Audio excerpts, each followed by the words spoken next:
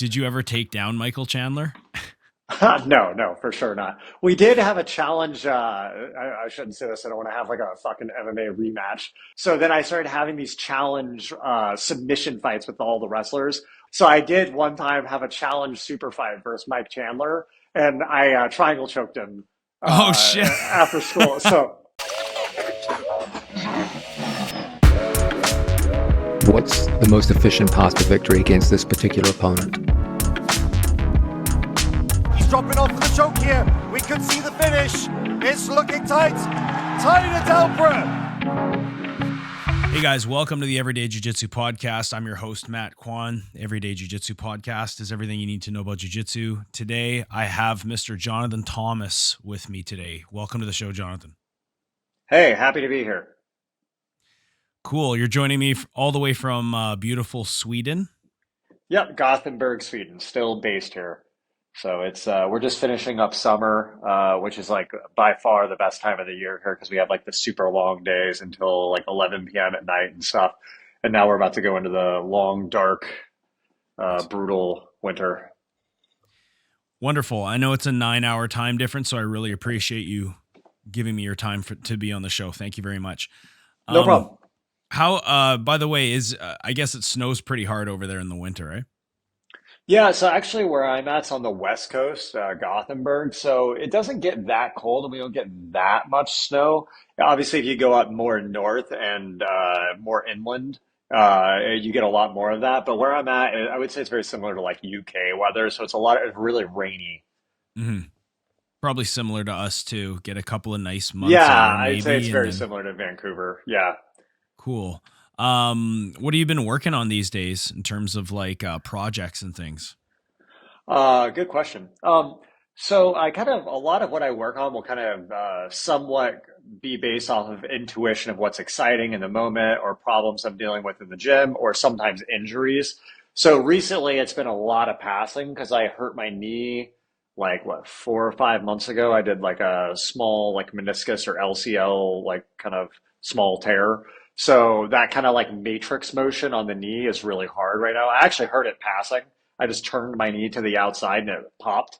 Did Mm. nothing weird, but after that, it was kind of hard to play guard for a while. It's like I'm almost like completely fine, but if I suddenly throw my leg in like a lasso position and someone puts weight on it, it's really bad on the outside of the knee.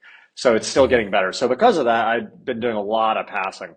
Um, And you heard and it as doing the matrix movement? no, it was actually passing. I was Mm, okay. rolling with Sebastian Serpa in De Yep. La Hiva guard, and then he kind of off balanced me to my right a little bit. I just turned my knee to the right, and no reason at all, it just popped.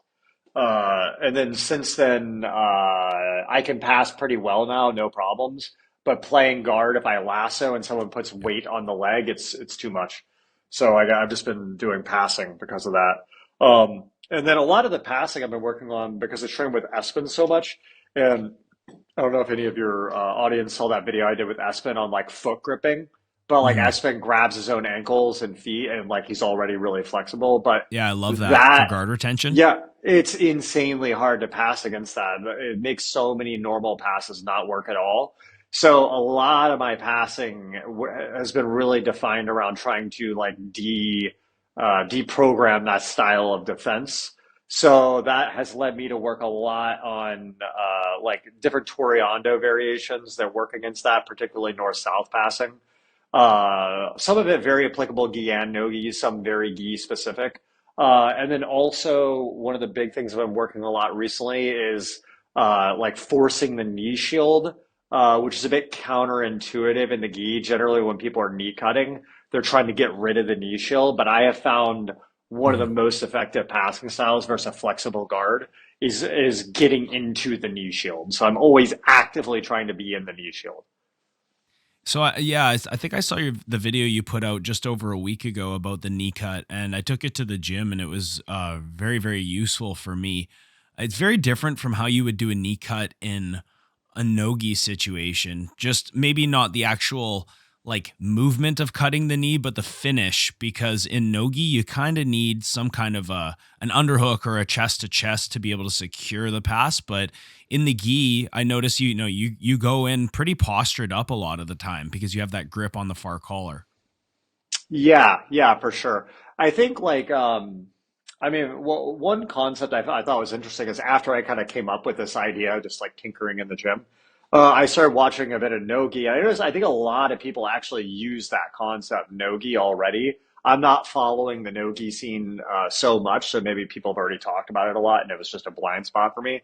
But I noticed watching like Gordon and stuff. I think he has his like knee on the floor rather than being up in a knee cut position, but he gets in that knee shield all the time. And then for those that don't know what we're talking about, um, and then I'll get to your specific question in a second. But for those that don't know what we're talking about, the idea is that like for me, when I'm dealing with Espen's foot gripping guard style, like when you pass, if your opponent can ever get 1 foot in between your chest and their chest, they can Mhm. always get their guard back. So I could be super far around the guard, almost all the way in, and if they just grab their own foot and pull it in, they'll invert all the way out. Almost like So, they're but lassoing like a ghost, if I could yeah, yeah, describe the that's a good way movement. to describe it. Yeah, yeah. So, I mean, if you watch my video on YouTube about it, or just watch Espen compete, especially in Europeans versus Lucas Protasio, you'll see him do it a bunch. So, by going into the knee shield, though, your opponent has a knee shield, but their foot is past your body, and as Mhm. long as they're in the shield, that foot cannot come in between you and them. So, by doing that, I actually lock them in the position, and for them to ever lasso, they have to extend that leg past my body to then come all the way back around and lasso. But if they do that, then I can get ahead of their leg, and they can never bring the leg back in front to lasso. It's very Right. hard to explain via or verbally, but so That it's a makes very sense. powerful concept. So to your point, which was in no gi, it seems quite a bit different, and then in the gi, yeah, in the gi, I could. There's a lot of different ways you can use it. You can have the lapel with the right hand, and I use it with all sorts of different grip variations. But in one case, I can have the lapel with my right hand, and then my left hand kind of grabs their ankle or low pant leg. And then I kind of hover in that knee shield position. And then I can kind of tap their thigh open with my right knee when I'm ready and then close the gap. But I think Yeah. you could absolutely still use it with like your arm like C cupped with the thumb towards the ceiling in the armpit. Mhm. And I think you could still use it in that same way. You could palm the low back as well, I think. I think if you watch Lucas Lepri when he fights Lachlan Giles, I think he actually uses this a lot and actually passes Lachlan with it. So I think it's maybe some unexplored territory and nogi, but I think it could definitely be used nogi. Maybe the bigger issue, rather than needing the underhook, because I don't actually think you need a deep underhook, but is probably the most annoying thing would be someone wrist fighting your hand all the time, maybe like trying to grab your wrist and push it up and control it and drag it across. Because in the gi, I had that lapel to latch onto. Mhm. And when you're grabbing that lapel and you're knee cutting, this would be same side collar as opposed to cross Yeah, collar knee cutting. Your focus is to pin the shoulder, so you're actually pressing down on that collar, right? To try and flatten the shoulders. yeah, I would say I kind of categorize it into two variants. One is what I call a weak knee shield, and one is what I call a strong knee shield. Right. So I would define the weak knee shield as so generally when you think of the knee shield, the person's on their side. That's why their leg is shielded, right? But there's two things there that can be on their side. One is their shoulder blades or their hips, right? So if their hips are on their side, they're knee shielded. But objectively, if their shoulders are still flat, meaning both of their shoulder blades are touching the mat, then their hips can only really be turned so far. They Mhm. can't really be turned over hard. Anytime you're experiencing a super strong knee shield, it's because their shoulder blade is up, like their far side shoulder blade is up. Does that make Right. sense? Yep. Right. So if let's say they're centered when I approach, I can drop my shin to kind of cut their hips to one side or just drop my shin on their bottom thigh. But if my right hand quickly catches like their bicep or shoulder, I can kind of pin their shoulder blade down. And then my Yep. left arm either grabs their tricep or behind their armpit or their sleeve even, and I can kind of pull up and I can kind of lock their shoulder blades to the mat. That makes their knee shield very weak, right? Because they Yep. can't press you away with it. Yeah. From I there, really it's like. very, go ahead. Sorry. Go ahead. Keep going. Yeah, from there, you can kind of like either slowly use your elbow to wedge that leg out of the way as you consolidate. You can slide through and then go to knee on belly really quick. Or sometimes they go for a cross collar grip there and just threaten to choke as like a trade or as like a, I guess, a dilemma a lot of people in Nogi say, you know, you can have like a dilemma of threatening the collar choke, or they basically give the leg so you can take the cut. Right. I really like the grip. So if you're grabbing the same side collar, a lot of people traditionally grab the sleeve and they pull up on the sleeve with the left hand. I like how you showed not grabbing the long end of the sleeve, but grabbing the short end of the sleeve kind of by the armpit area, like right by the top of the shoulder. That grip has actually been super easy for me to get. And I find you get such a good purchase on the shoulder line. Like you actually Yeah. are controlling the torso, and it's a lot easier, I find, to control that grip than like the end of the sleeve cuff. Yeah, 100%. You're saying like grabbing almost near like the armpit? Correct. Yeah. Yeah, yeah, that's super strong. That was a big one, a breakthrough for me as well. Because it's like, I would say with the left arm, you know, again, for those listening, we're like, if you're leading with the right leg and like cutting in with your right leg forward, Yeah. Passing to your you're left, right? correct. Yeah. Your left hand's purpose, a lot of times in this situation, is to like try to flatten their shoulders, right? Right. So you could do that with a low sleeve grip, like at the actual base of the sleeve. You could do it with a tricep grip, or what he's referring to, what Matt's referring to, is grabbing up near like the armpit or almost behind their Hmm. shoulder, even, right? And Yeah. that's like a really deep purchase where you can kind of pull them up. And I like all three. They all three have different uses. Yeah, I really like the armpit grip because I just find it requires not as much of a rowing motion, being at the Yeah, shorter end of the 100%. lever. 100%. I had it. So we were playing with this in the gym, and it's like one of the main passes, and I was like, "Hey, I saw this Jonathan Thomas video. I'm always recommending your videos because I honestly, I think your videos are, in terms of instruction, I don't even think it's close. They're the best Oh, thanks so YouTube much. instructional videos. For the gi, it's hands down. I mean, but because you do mostly gi stuff, but just in general, the way that you break down videos, the way that you blend in competition footage and then sparring footage, it's just incredibly well done. But I had a student who asked, what would be what would be your ideal grip for a knee cut? Do you prefer same side collar or cross collar? Because we see both of them; they're both very, very effective. Like you had mentioned a couple minutes ago, you can threaten the dilemma of the cross choke and the guard pass when you have a cross collar grip.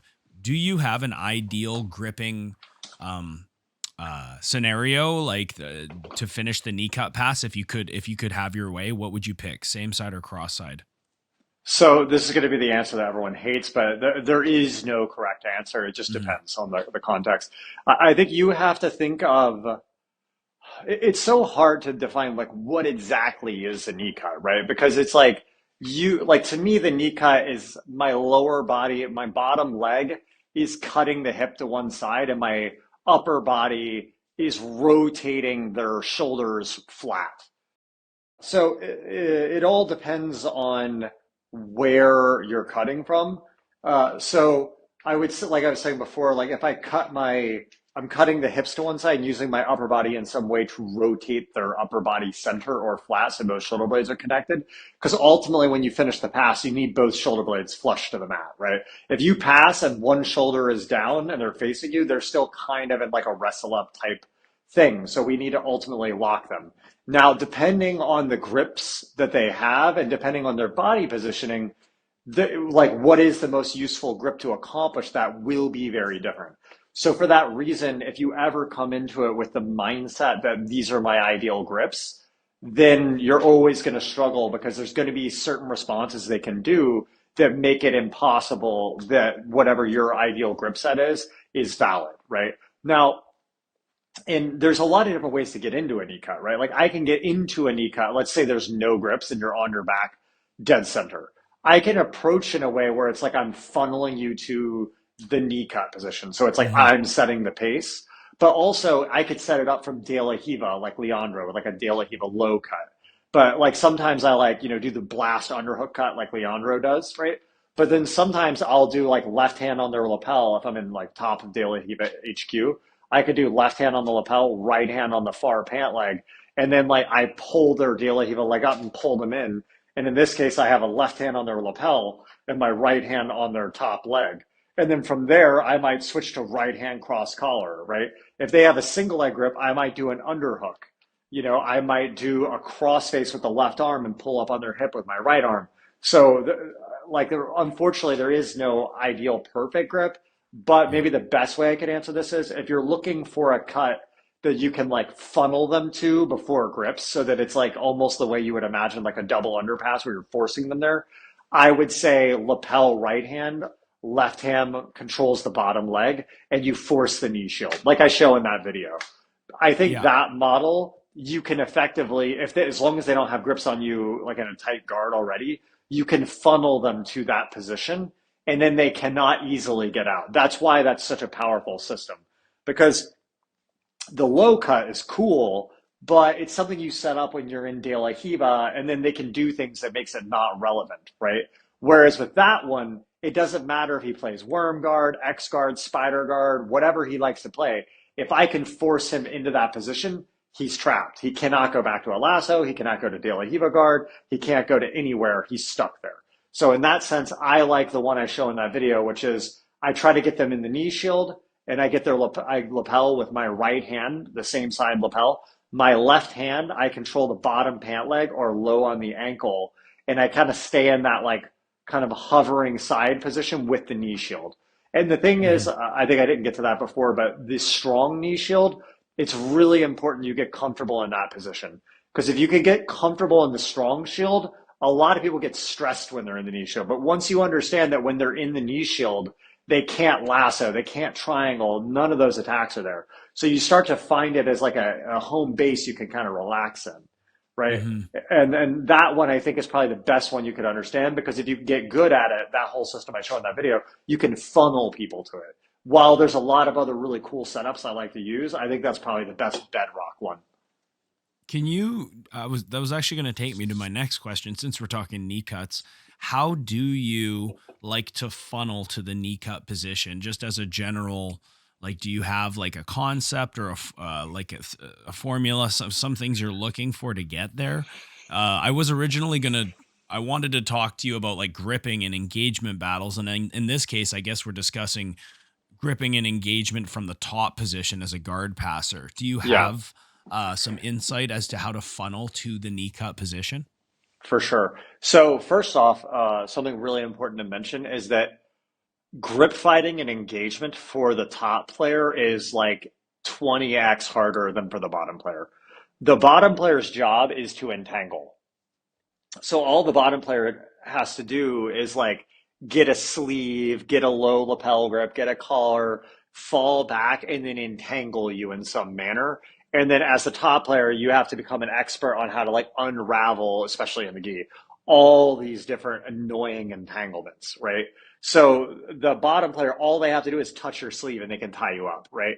The top player Mhm. has to not allow, either A, not allow them to get a grip, and then get around their legs and lock them inside for 3 seconds while they thrash like crazy, right? Or you have to be able to funnel them to a grip you would prefer. So call that out. The top version of forcing your position is way harder than the bottom version. So for that Mhm. reason, I try to think more about funneling than passing. So like I can't make it so he never gets a grip, but I can make it so that the grip he gets, I'm okay with. Does that make sense? Yes. Yeah. So for funneling the knee cut, I think the best thing you could do is like A, focus on the ankle grips rather than the pant. I love pant controls, but they get very complicated because in the gi, people will have different types of pants. So some people have super short pants or they're baggy, so they ride up, or they're so tight you can't make a grip. And if you become too reliant on a particular grip set or like a particular pant control, it can be so different every time you go nuts. The ankles, just like nogi, they will always be there. So you can grab the feet or the ankles. So what I like to do is if you just kind of like pummel or just control the ankles with both hands, I kind of step my right leg in between their legs. I start to bring their right leg, the one I'm controlling with my left hand, kind of in between my legs a little bit. And then I control the ankle with my right hand until I can kind of get my, I guess, like chest bicep area close to their shin. And then I grab their lapel from the outside, right? And now what I've done is it's almost like I'm forcing them to play like a shin in my bicep kind of position. Does that make sense? Uh, Yeah. and then from there, I grab the lapel with my arm on the outside of their leg, right? And what happens there is if they kick through to try to lasso, they're going to give me the inside space to finish the knee cut. So they Yeah. kind of get stuck there. So then I can kind of drop my shin in, and that's the knee cut system I go through in that video. But then I can kind of like half cut my shin in and kind of float in that position. The only way for them to get out of that is to break the grip that your left hand has on their bottom leg.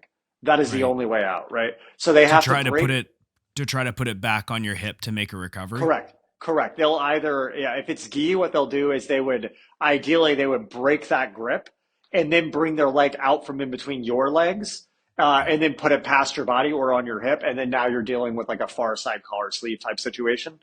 Yeah. Um, but if I position in such a way that I make my main priority not passing, but maintaining the shield and protecting my left hand, I can kind of turn my body to the left a lot and kind of control in such a way I kind of hide my hand from them. Then they get in this situation where they can't get that grip to break. So then they can try like a technical get up, but I can stiff arm them down with that lapel grip really hard. And then they start get kind of frustrated there.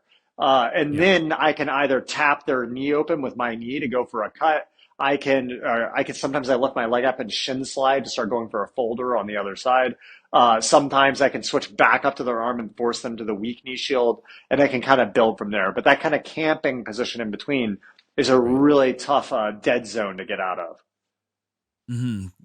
Very interesting. Have you made a video about funneling to the knee cut position? Because I know that that video we're referring to talks about like how you're going to pass from there, the importance of forcing the knee shield so that the lasso can't come in. I remember those concepts, but I don't remember the video explaining a lot about like funneling to the knee cut position. I I, could be I wrong.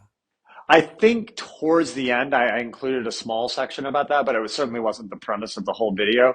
Right. My thought was I'm actually working on another knee cut video that I'm going to do. That's going to be like, you know how you mentioned I do I do the videos with all like the layovers and talking to the computer and all that. Right. I'm playing with this idea right now that the second channel will be more niche content for super serious people. Like this kind Mm. of a conversation is for someone who's really into jujitsu, right? Yeah. So I'm going to try to keep my second channel for that kind of stuff where I don't have to think about like the editing and the clickbait and like the funnel. I can just like, here's the thing, I can just throw it up. And then the main channel, I'm going to do more of these like high effort, big breakdowns. So I think that knee cut video that you saw was actually on my second channel. And I'm going to Mm. redo that on the main channel, but then I'm going to have a bit more of a comprehensive overview where I'm going to have like the intro in front of the computer with a lot of sparring clips and all that kind of stuff. So I'll probably cover that soon. Nice.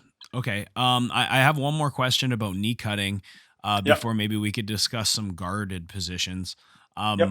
From the top position, I had a question from a student who asked about knee cutting when the guard player has a De La Hiva, but is Hmm. instead of grabbing the ankle, has a really strong grip on the cuff of the pants, you know?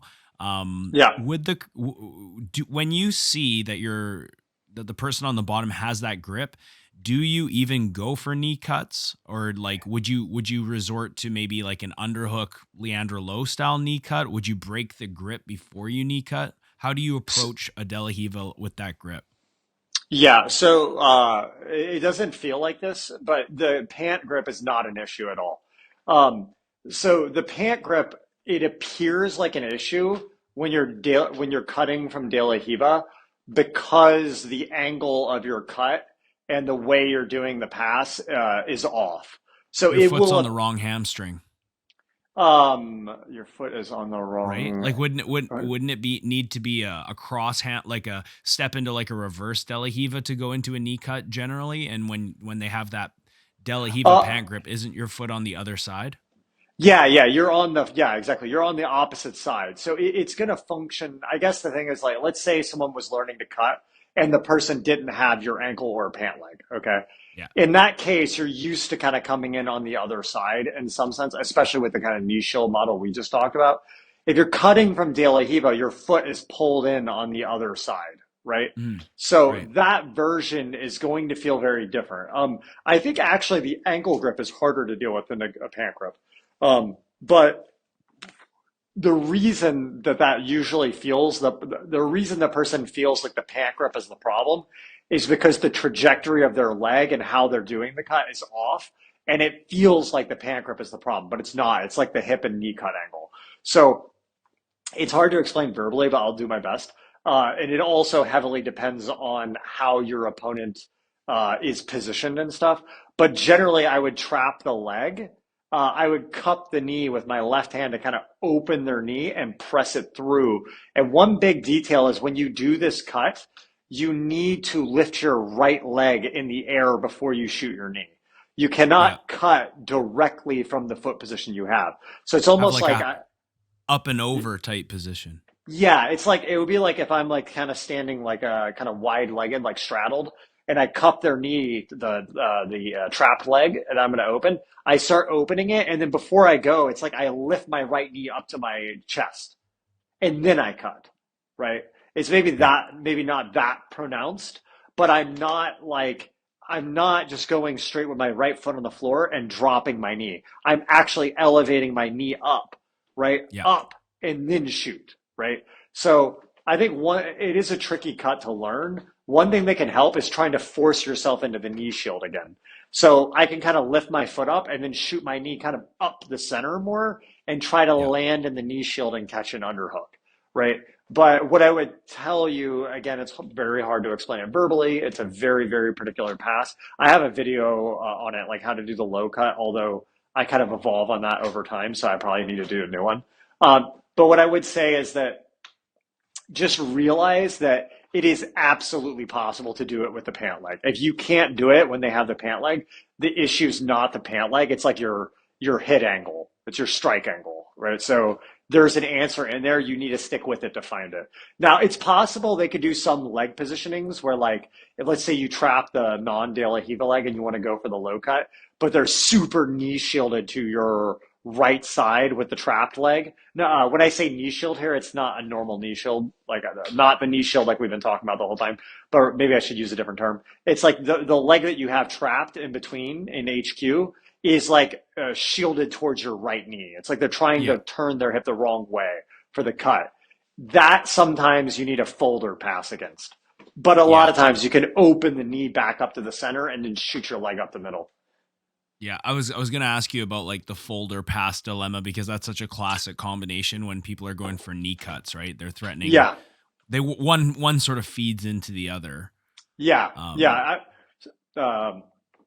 100%. And I've always known that's a thing, but I myself, I was heavily influenced by Leandro's passing, and I never really did it much before. And I yeah, always tried to work on it, but I just personally always found that when the guy was really big, the folder was like never a legitimate threat for me. yeah, I always felt like at some point I would try to drop in, they'd shuck me off, and it was just not, I couldn't get that chain to work that well. hmm But more recently, I feel like I solved it, so now I actually use it a lot.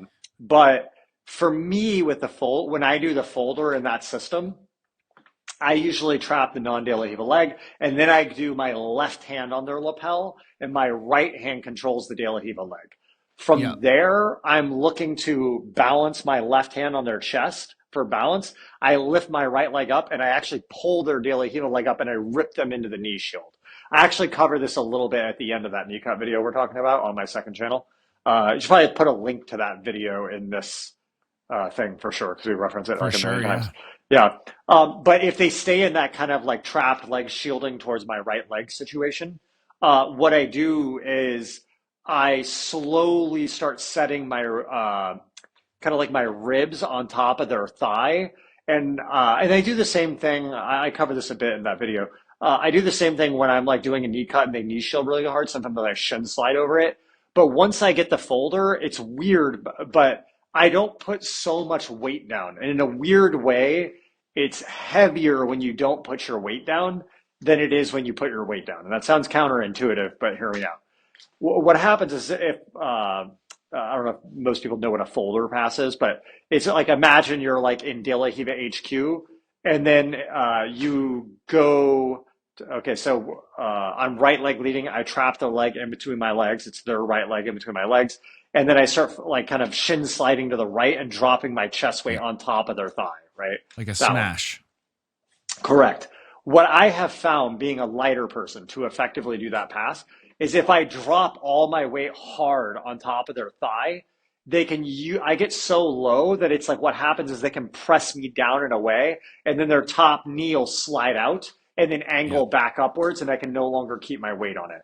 So what I found is actually staying in balance, and I just get a little bit of my rib weight just above their thigh, and I keep that left hand on the lapel. From there, I don't distribute too much weight. I just make sure that their leg can't come back up. And by not dropping too heavy too early, you never allow them to find space to kind of get their leg out to come back up. And then eventually, as I like draw further into the position, if they give me a clear opening, I'll underhook their back and get really tight, and then I dig in. Or I'll just do like a kind of like a back step. Man, it would help so much to have video for this. That's so hard to Yeah. explain verbally. I mean, I'm following it. I imagine if people are listening to the show, they're probably somewhat following along too. Okay, cool. Maybe unless they were like really big beginners. Okay, that's great. Awesome. Can we talk about some engagement stuff from the guard and just Yeah. like gi gripping in general? So, Yep. just as an overall broad question, I guess, I wanted to ask you about how to get better at gripping the gi and actually manipulating the fabric better and more efficiently. I guess specifically from like guarded position, like do you have games that could maybe increase someone's ability to grab the gi? Do you have details or grip concepts that would make it more effective for a guard player to just win that engagement battle more often? Yeah, so it is there's a lot of different aspects of this. So first I thing I know would that's a say, huge, broad no, question, it's a so great just question. pick It's a great from it question. what you wish. Yeah, I'll try to construct a whole map of what I think here. So the first thing to understand, let's just talk about grip fighting in isolation for a second, and then we'll talk about ways to get better at it. So the first thing to understand is like, let's just talk about what needs to happen for you to get past, right? For them to ever pass you, they have to get close to you, right? So if I'm grip fighting from bottom, I treat it like boxing, okay? I'm going to imagine I just have one hand on the floor. Let's say I put my left hand on the floor and I put my right hand out, okay? The easiest way to understand it is like if I'm managing distance, so I put like my hand on the floor and I have like one hand up and I'm like keeping it extended. If every time they get close to my hand, I back up, they're never going to pass me. They have to get close, okay? So for them to ever get close to my upper body, they're going to have to go through my gripping range, right? I call that a grip bubble, right? They have to get through your grip bubble, right? They will never, ever pass you without crossing your grip bubble, okay? So now the thing is, depending on if you have a particular grip you have to have, it's much harder to win the grip fight game. Let's say that they are right leg leading, okay? So that means if they're right leg leading, their right hand is forward as well, okay? Then if I put my right hand on the floor and I mirror them with my left hand forward, my left hand will always be meeting their near side because it's like I'm facing, my left hand is meeting their right arm. Does that make sense? Right. So as they approach, I'll always be able to get that sleeve first, right? And then if they keep their hand away, then I could either grab their knee with my left hand, or I could switch my left hand on the floor and alternate to the other side and try to go for a high collar grip, right? And then if I get that collar grip, I could try to ankle or collar drag. I could try to ankle pick. I could jump the De La Riva guard. If they try to break that collar grip, I'll always get access to one of their sleeves, right? Because to break it, they have to use a hand, right? So then I can snag one of their sleeves. I'll usually do like a judo style grip on that, okay? So I'm always grip fighting from a distance, which dictates I'll always win that because I'm always going to just grab the first grip available. I don't have a particular grip I need. Now, the tricky thing with that is that to be good at that, you have to have some what's the word? You have to have some guard ability in certain guards, right? So like I can win the grip fight by just grabbing your sleeve because if I get your sleeve, I can fall back to single sleeve, collar sleeve, double sleeve, right? But if you don't know any sleeve control guards, well, then if you get a sleeve, who cares? You can't do anything with it, right? So a lot of people have the image like they have a favorite guard that they want to get to. Let's say it's worm guard, for example, right? Then you're going to be chasing the gi skirt. But if your Yeah. opponent is like, with his hips back, with his hands forward, then if you start chasing something that's really far away, let's make a more clear example. Let's say I have to have their left hand sleeve, but their right leg leading. Then when I start reaching for that, it's not there. So now Right. when I start chasing this grip that's super far away, I'm going to allow them to get to my upper torso first, and then they can initiate a threat. But if I was okay changing my position so that I'm always attacking the first thing that enters the grip bubble, I'll always be able to set the first grip. Does that make sense? Yes, it does.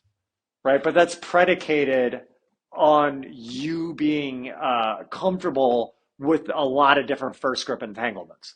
And I would argue the best way to develop a really high level open guard game in the gi is to be comfortable. You can have one or two that are like your favorite, like massive, like main skills, but you need to have enough baseline knowledge in all the basic like initial grips, which would be like single sleeve, single ankle, collar grip, and then the other one I like is that like knee grip. Because if you have those, there's no way they can approach you without giving you one of those, right? So you'll always be able to set either single ankle, which becomes De La Hiva, or like a single sleeve, which becomes collar sleeve or double sleeve, or a collar grip, which can jump to De La Hiva or go collar drag or ankle pick, right? So I'm always building my grip from a distance, and then I'm building off of whatever grip enters the bubble first. But to be able to do that effectively, you have to have good pre positions in all those different variants. Does that make sense? Yes. Um, would you say that you always start from a distance, like from the guard, you start from a seated, and then once you grip, then you fall to your back? Yeah, Because absolutely. Yeah. there are players like the Meow brothers. You'll see them; they just go right into supine without any grips. I guess because their guard retention is so high level, they're like almost inviting the top player to come in. But I think generally most people would consider that you've kind of like lost a layer of defense. You know what I mean? Because you haven't gripped before you fall into your back. Am I accurate in saying that? Yeah. I think this is going to be subjective, but I do think, like all things being considered, perfect play, sitting up is absolutely the best way to do it. Like I think now, because of the rule set, if I go to my back, you have to engage, right? Like if you back up in IBJJF, if I'm laying flat back and you try to back away, they will penalize you for backing away. Right. So you have to engage. Technically, if you're very comfortable on your back, you can just go, I'm going to go to my back and force him to engage me that way.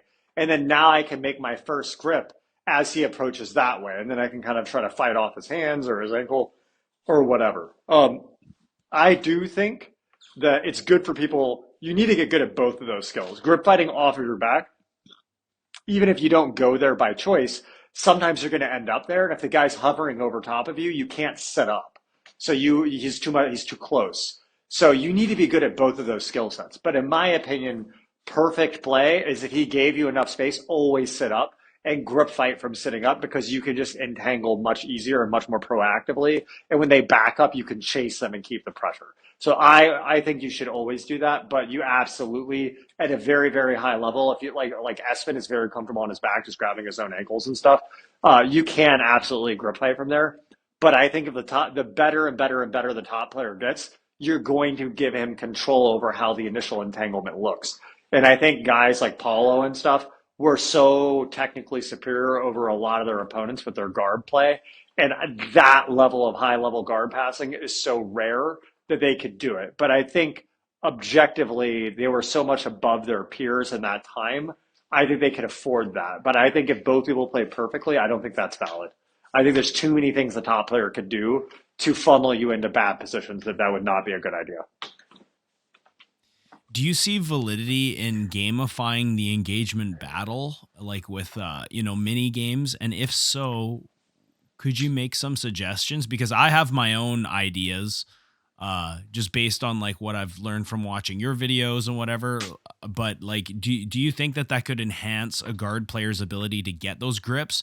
Because sometimes I just like, I find the gripping in a no-gi scenario, I'm primarily more of a no-gi grappler, and the hand fighting and gripping from the guard is very similar to how you would hand fight from the standing position, like the collar tying, the two on one, specifically 2-on-1 elbows.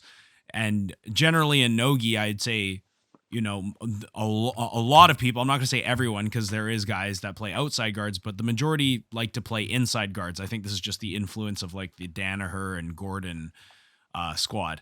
And so the grip fighting is it translates a lot from standing to guard in nogi, but in the gi situation, like what are some sort of mini games that could maybe just help you win that engagement battle in the gi? Yeah, 100%. I think the way I would tackle that would be, first off, if someone's starting from scratch, they need to do a lot of specific work, starting with just those base grips first to get good at that.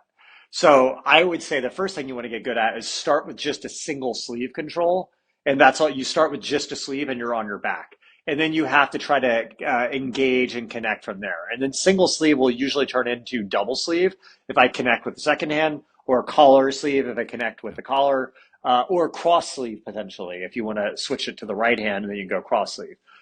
So I would say get good at single sleeve, get good at single ankle, which could also be single pant, right? That's basically where basically daily heel guard, but my left hand is underneath. It's underneath my leg, grabbing their ankle or pant. Right.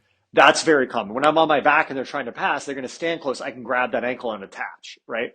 So being good from that position, being good from single sleeve on both sides. With the ankle, I don't think you have to do that both sides. You could have daily heave on one, reverse daily heave on the other. It's up to you. Maybe being really good at like a collar control, like being able to build off collar control. So get good, do specific training from each of those sub positions until you're comfortable. So that if you got one of those, you'd be like, that's good enough, right? You can build a game from there, right? Another one I would add is probably like the half spider. I think that can be very useful for initial engagement, because a lot of times you'll frame someone and I turn my frame on them into my first grip. Often like I'll frame their shoulder when they pass and I'll make a grip on it so it becomes a first grip. And then I'll get the other sleeve and put like a half spider in and then turn that into a lasso or something later. But then to your point about now the grip fight, yeah, I think it's good to do trainings where you go, okay, I'm going to start with no grips sitting up. You're trying to pass. Once I fully establish a guard, like either a collar sleeve, a double sleeve, in a like stable, controlled way, we stop and go back, right? I think that's a great way to do it. I used to do that with my students all the time. I think that's an excellent way to try to develop. And sorry, what would the top player's goal be? Like I guess you I would say get try to to like a knee pass cut you. position, or get to like I would say you could do either one. Yeah, you could say if you get like, let's say if the top player gets in deep on a double underhook, that's stop, right?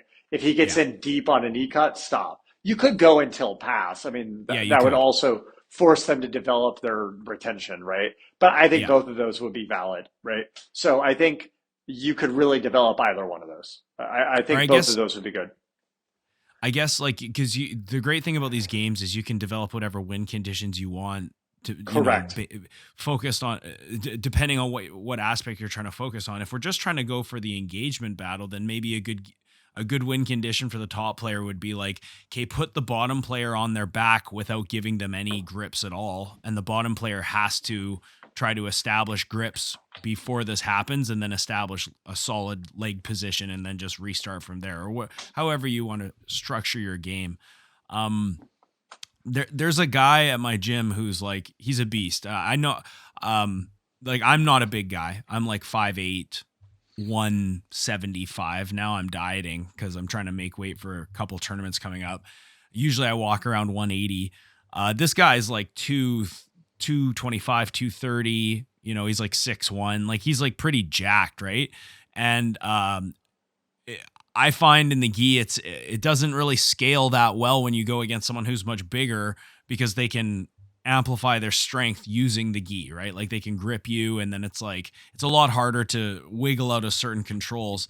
I had a question about a player who's, let's say you're playing guard against a bigger player who's taller than you, who's heavier than you.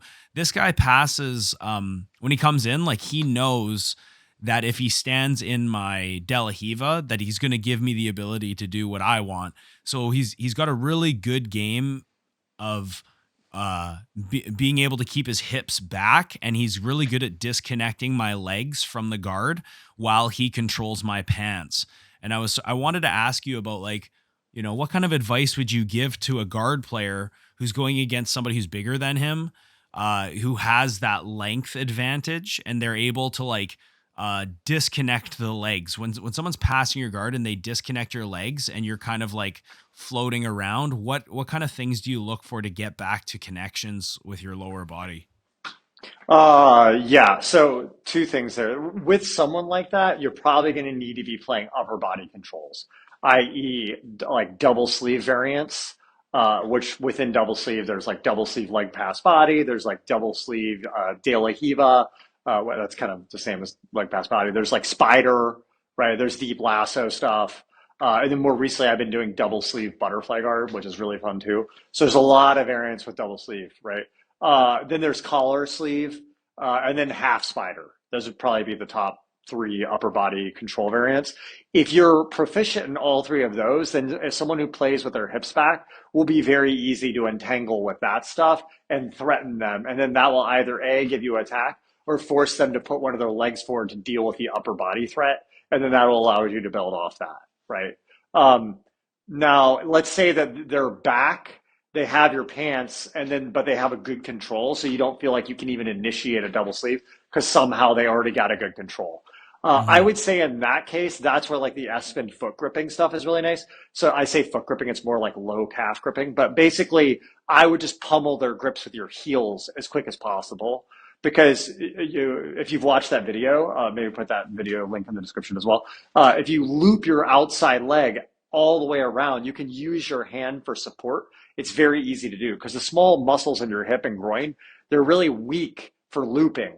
But when you use your hand, it like 10x is the strength you have in that motion because you're usually just using those small muscles to do it. So if you grab your calf to do that and you pull your heel over, you buckle their grip. Once your heel goes all the way over, you've looped your leg all the way over their grip, it's all twisted up. They can't really use it effectively. And they can keep holding it if they want, but they can't do anything with it. So eventually they're going to have to let go. So I would say focus on like looping like that because if they're really far away from you and they have both pant legs already, and like you feel like it's too much to try to get a grip on their sleeve or something and break it because they're going to pass you before that happens, then it's probably best to just grab your heels and try to loop over their grips. Hmm.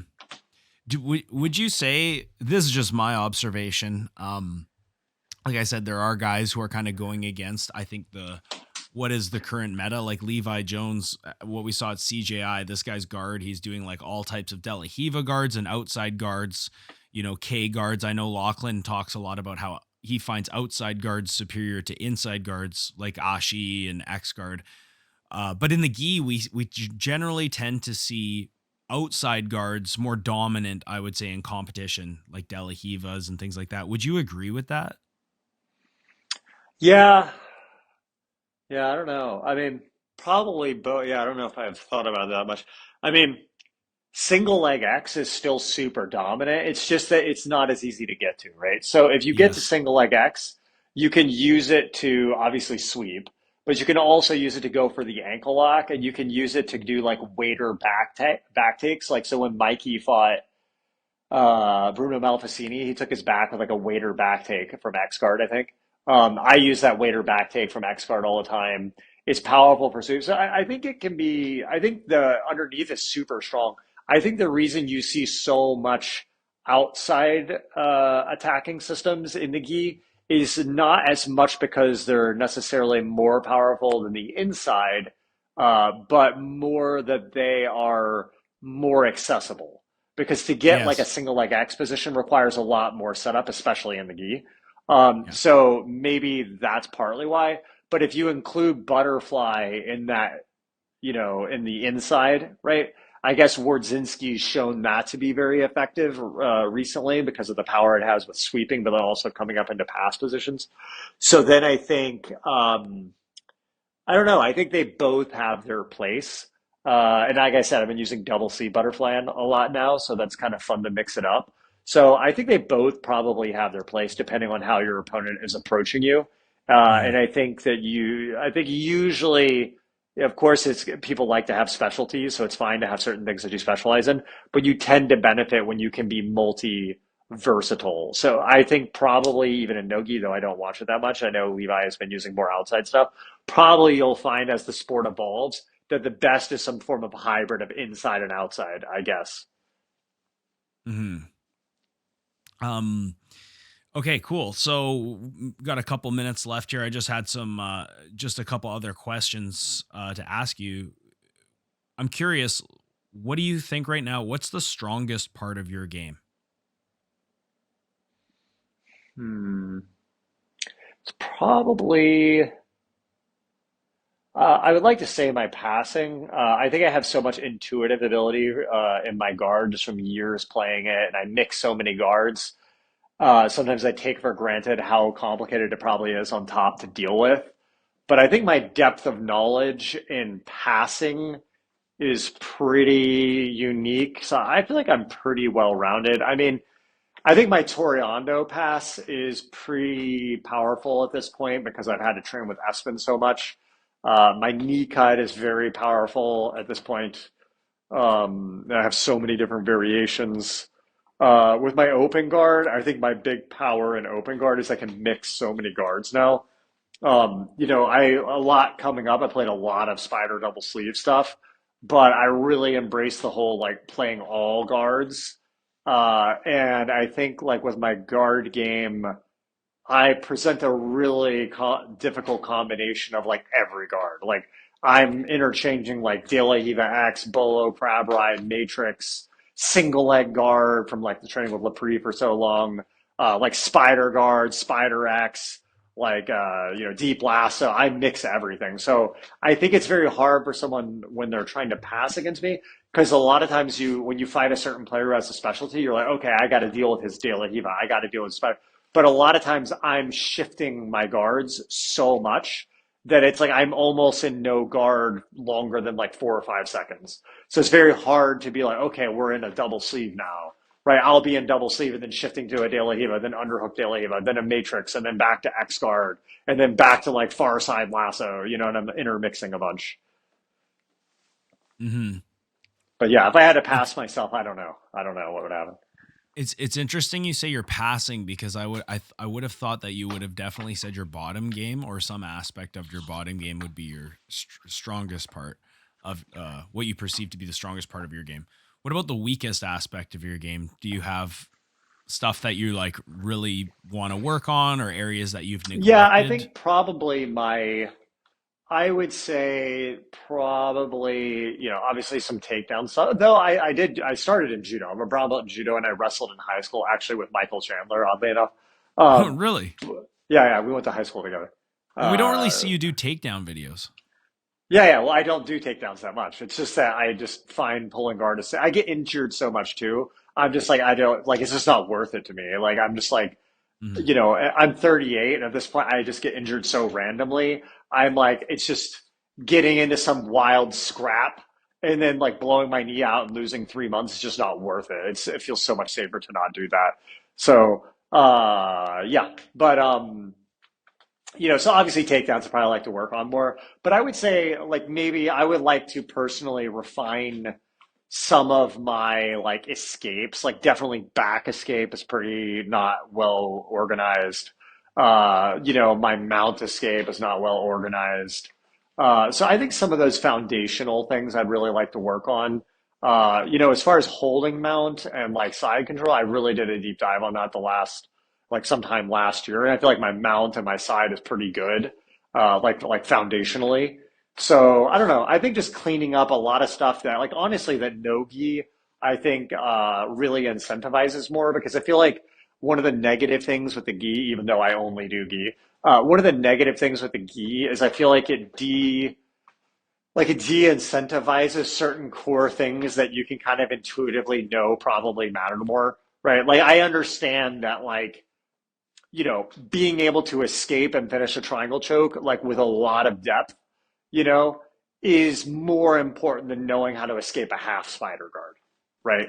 Or being able to escape mount, like, is probably a more important deep understanding skill than, being able to escape like the reverse yellow worm, right? But if you compete, it's not so obvious that that is true, right? Like it doesn't matter how good you're mounted. Like that's one big difference with gi and no gi is like all of the massive depth of knowledge that has been developed in like a lot of the heel hooking systems in the last like 4 or 5 years, right? You could imagine like all of the positions on like one of those systems is basically just like one guard in gi jiu-jitsu, right? And like it doesn't matter in gi if I get locked up in a half spider, it doesn't matter how good I am at anything else. The whole match will be in that position. And I either get submitted there or like I get swept there or I get eked out on an advantage there. So like my allocation of like brain power, I have to put like hundreds of hours into solving these like meta, like niche issues because you will lose a fight because someone locked you up in a deep lasso de la Hiva, right? Hmm. So whether or not I can escape mount well is almost irrelevant because it's like if I was mounted, I already lost, right? True. So I think, I like intuitively understand, man, those things really matter a lot. I want to spend more time on those things. But I find myself always chasing these kind of bigger picture things, or not bigger picture, but these kind of like maybe less big picture things that I know matter more when you're actually competing. Or if I'm traveling and like you're rolling with a purple belt and he tries to lock you up in some obscure lapel guard, you have to know how to shut that down. It doesn't matter how good your mount is, right? So you tend to get caught up in these things. So I would like to get more sharp on some of those like foundational things. The cool thing though that I have noticed is the difficulty level to work on those things is like 1/100th of the complicated open guard issues. So Nice. like I spent like maybe like 2 weeks on my mount and I felt like I had like 5 years of improvement in like a week or two. Whereas like you can work on passing De La Hiva guard for like 5 years and feel like you're just spinning your wheels, like because like they can position. So there's so many variables when you're Yeah. dealing with these complicated open positions that like this will work really good, but then you'll roll the white belt and he does some weird hip angle. You're like, why isn't this working on a white belt? It worked on this world champion black belt, and it's like there's so many variables. Whereas when you're in mount or whatever, it's like you can really know for sure what works and what doesn't, and there's so few variables that like you can kind of map it out. Hmm. Just going back to what you said about takedowns. Did you ever take down Michael Chandler? No, no, for sure not. We did have a challenge. I shouldn't say this. I don't want to have like a fucking MMA rematch. We did have a challenge. So I trained jujitsu on my own. I got books and taught myself. And I trained in my basement. I did judo and practiced myself. So I started wrestling my senior year of high school because I thought it'd be like cool to learn, to just to like have it as I started to get into jujitsu. So then people started learning that I was like the guy who could choke people. So then I started having these challenge submission fights with all the wrestlers, like after wrestling or after school. So I did one time have a challenge super fight versus Mike Chandler, and I triangle choked him Oh shit. after school. So You know that that's going at the beginning of the show. yeah, for sure, for sure. Yeah, yeah. So You tapped him for out? the yeah, I tapped him. I mean, it was like he didn't train jujitsu. It was just like wrestling in high school. But yeah, I choked him with a triangle choke. But he's a super nice guy. He's really cool. But yeah, I Nice. mean, yeah, I don't. I certainly I don't want like an MMA rematch here. Yeah, he's like, let's go now then. Yeah, That's it's like awesome. Did, did you have a favorite takedown? Like, I'm just trying to picture what kind of takedowns you would go for because you said you did judo as well. Like, what was your go-to when you had to fight from no. a I standing mean, position? so you mean when I was doing judo? Yeah, Um, or wrestling. Like, what would be something that you feel I think the comfortable thing is doing? like at that time I was like I was so young. It wasn't like I was like had this like approach that I have now where I had like deeply thought it out. It was like I did judo for I think 3 or 4 years, and like we would it was kind of like like a small martial arts dojo you'd find down the street kind of thing. And then we went through all the basic throws, learned how to do them, and then when we went into randori or sparring, it was not so well like the actual how to use it in fighting was not so well taught. It was like, oh, here's the throws, now fight. There was no Yes. like, oh, you could set it up by doing this, and this is the purpose of the grip break. It was just kind of like whatever. So I just kind of try whatever, try foot sweeps and like mix in single legs and stuff because back then you could do that. In wrestling, I just try a lot of single legs, and I mix in some of the judo. I remember I would get like a single leg and then try to do like an ouchigari or something, but I don't think there's anything really useful to hear from me about at least from that period with takedowns. As far as when I started to do takedowns a little bit later in my jiu-jitsu career, I always really liked the collar drag. Yeah. I thought that was just such a powerful, easy takedown for anyone to use. Agreed. And then another one I really like a lot, I learned from Lepri when I was training with him, was just a single leg where I grab the lapel, I get to the side and I lock my forehead to the side of their temple. That's something he does all the time. It works on everyone. It's so easy to use. I just lock my head to the side of their temple and pull down hard on the lapel. It's so hard to get out of that position once you get there. People let you get there very easily. And then as soon as they like resist against it, you just hold that high lapel grip and drop all the way to your knees on the floor. It's a very gi specific takedown. Yeah. And then like that rips their posture down so low, you can feed that single leg with a high lapel grip. And then even if you suck at wrestling, you can finish that because you have such a high grip. Nice. Last question for you. What is your favorite or most commonly used submission? Yeah, I guess the favorite kind of varies a lot, right? But probably that like just the double sleeve snap triangle or the collar sleeve triangle or the loop choke. I use those a lot, man. The collar sleeve triangle is so hard to stop if you know how to be explosive with it. And if you play collar sleeve by setting distance, it's miserable. Most people have never been in a collar sleeve like that, but it's like you don't even like a lot of times what I'll do is I don't try to sweep or attack the person. I get a hold of a sleeve and then I get the collar and then I just keep setting space. I just keep trying to get further and further away. I don't even attack. I just get Mhm. space, make space, make space, make space, make space. And the further you get away, the more it rips their posture down. And then Yeah, as their posture gets ripped towards the floor, it's so exhausting. And then you can expose the arm or go for a loop choke. I just do that all the time. I remember you went over that concept when you taught a seminar at my gym, and it totally changed the way that I looked at it. Like making distance to break posture. I know you Yeah, have videos on that too. Again, all the videos we've referenced, I know we've referenced like 4 or 5 different videos yeah, that we've yeah, made. We could put them all in the show notes in the bottom because that was really really for cool sure. for me to see. Um, yeah, I mean, I don't want to take any more of your time. Well, I know actually, you're a a busy quick guy. quick question for you I'd like to hear actually is Okay. so I'm always debating between doing just the pure mat videos versus videos that are where I'm like doing kind of like the narration with like the back and forth with the computer and everything. Do you have any perspective or preference on that? So videos of you talking versus videos of you showing stuff with Yeah, the like comp one footage version is like the one you just watched, which was pretty much all shot on the mat. It's just me showing everything on the mat, right? versus like a Versus podcast style thing. versus the kind I do sometimes where it like starts with me in front of the computer and then it's like shows a bunch Mhm. of sparring with me narrating a bit and then it cuts back to the mat and it kind of goes all over the place. You know what I mean? To be honest, I think all of your content's awesome. I like all of it, and I think that there's a place for all of it. Like sometimes I want to watch a video that has you giving your thoughts on things. Like it might just be you discussing a concept. Like Just I said, it's talking. Yeah, almost yeah. it's almost like a clip of a podcast in a way. Yeah, I yeah. was even like, man, John, I know he's busy, but he should totally have a podcast. Like it would be awesome. So I really like both styles, and obviously I think your technical videos are I think that's what really drew me into your content in the first place, and then afterwards getting your insight on a specific topic or a specific concept is also very very interesting to me. And then just again like the way that you blend in comp footage or sparring footage with narrations, I don't think I can pick one. I think what's more useful to me is probably the technical videos on the mats, but that's not to say that the other one isn't valuable or isn't useful.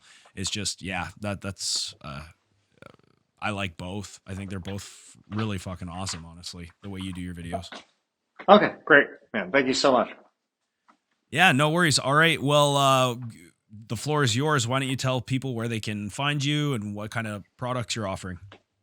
Yeah, for sure. You can find my Instagram, John Thomas BJJ, YouTube, John Thomas BJJ. I have a second channel, John Thomas BJJ Plus, And then also instructionals from me and Espen. We do run a website together. It's called mavericksjj.com. We put the link in the description. But we have all our instructionals up on there. So if you're interested at all in any of those positions, the foundational like double sleeve, collar sleeve, that's on there, as well as a lot of breakdowns of Berimbolo crab ride from Espen, who I'm sure a lot of people know who that is. So yeah, if you want any more organized, systemized content, be sure to go there and check that out. Great stuff. And we will leave all those links in the bottom. And yeah, John, if you're ever in Vancouver again, hit me up. I'd love to have you at the gym again. Really appreciate your time today. So thank you so much for joining us. Oh, thank you so much. Cool. If you guys want to support the show, check out the links in the bottom. Please like, share, subscribe, leave comments, leave a review wherever you can. And we're going to say goodbye now. So the Everyday Jiu-Jitsu podcast, it's everything you need to know about Jiu-Jitsu. See you guys.